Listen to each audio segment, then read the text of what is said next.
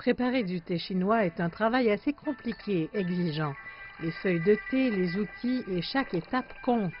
Au salon de thé Minghui à Beijing, une démonstration explique comment correctement préparer du thé vert. La culture chinoise du thé compte une histoire de plusieurs milliers d'années. Chaque année, nous célébrons la journée de la mi-automne au temple Dajue qui présente la culture du thé. Nous espérons que les gens se souviendront toujours de ce moment calme et heureux de leur vie, en buvant du thé et en assistant au spectacle de Guqin sur ces anciens sites. De tels événements sont fréquemment organisés par le salon de thé ces 20 dernières années au temple d'Adjue. Déguster du thé et jouer du guqin, un instrument de musique à 7 cordes pincées, était un moyen pour des amis de passer du temps ensemble à l'époque de la Chine ancienne. Le goût du thé chinois est considéré comme doux et sobre, avec un arrière-goût persistant.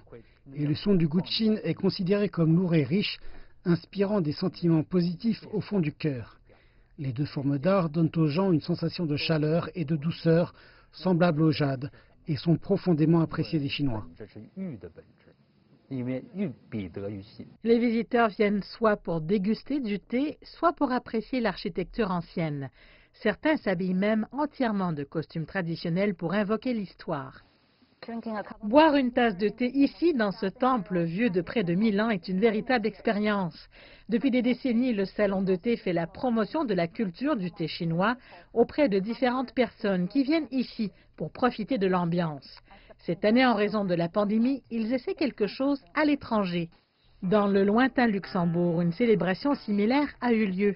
En collaboration avec l'Association sino-européenne pour l'art et la communication interculturelle, le salon de thé Minghui essaie de permettre aux gens de libérer un peu de tension en cette période de pandémie.